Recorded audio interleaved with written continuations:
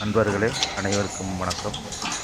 இப்போ நமது சேனலில் பார்ப்பது என்னவென்றால், அ வீடுகளில் இப்போது செல்லப்பிராணிகளை வளர்ப்பது அதிகமாக நாளடைவில் பெருகி வருகிறது.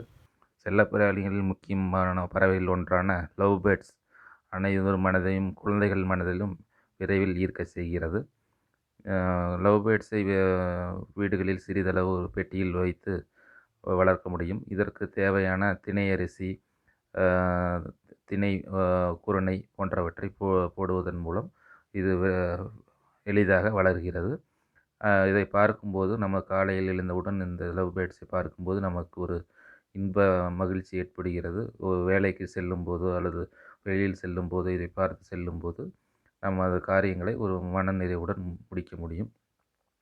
இது லவ் பேர்ட்ஸின் முக்கிய மற்ற பறவைகளை கம்பேர் பண்ணும்போது இந்த பறவையின் ஒரு அதிசய குணம் என்னவென்றால், லவ் பேர்ட்ஸில் ஒரு பறவைகள் எதற்கு நோய்வாய்ப்பட்டாலோ அது அதை அதை நினைத்து சோகமாக இருக்கும்.